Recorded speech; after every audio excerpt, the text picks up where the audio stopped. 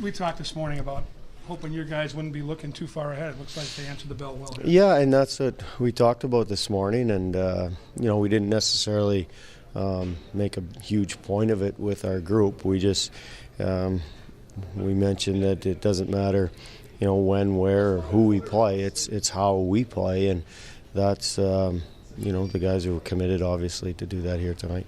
How ideal was this for a front end of a back-to-back that you're able to roll four lines? It's not exactly the most taxing game. You can play the third and fourth lines on the power play at the end. Yeah, I haven't looked at all the numbers, but I'm pretty sure they're probably all pretty even. And you're right, nobody was really taxed, and we were able to roll a 6D and all four lines. So, yeah, and there's no question when you get a back-to-back, it's nice to conserve some energy. With Kevin Fiala, we see another highlight reel goal here. Where is his ceiling, and how much fun is it to watch him get his confidence kind of game by game right now? Yeah, Kevin, I don't know where his ceiling is, but it sure looks high right now.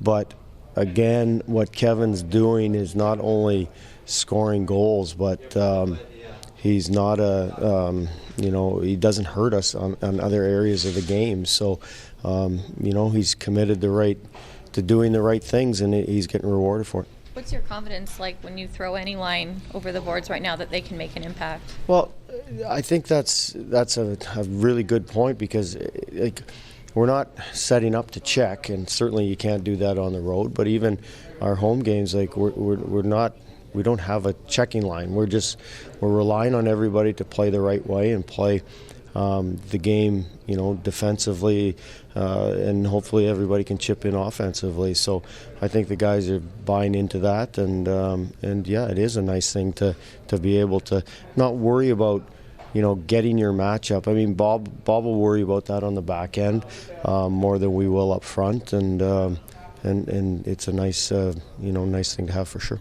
Nice to have the so-called fourth line again pick up where they left off last game. Yeah, I mean, gosh, they're playing great. I mean, they're all playing the right way, and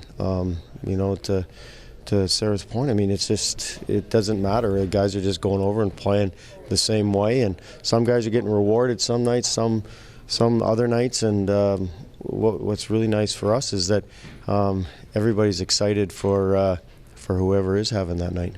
Obviously, every team would love to have a spot nailed down and be in cruise control, but why do you think this scratch and claw mentality is suiting this group lately?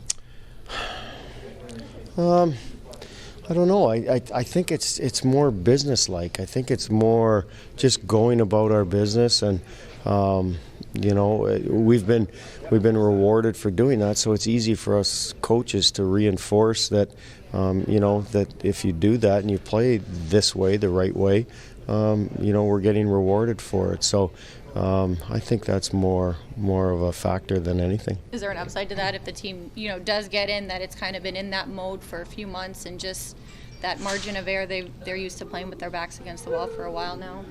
Yeah, but us. I mean, well, one game at a time, and let's see what happens. When they're going like they're going tonight, Brodin and Dumba, just how complete of a D pairing is that?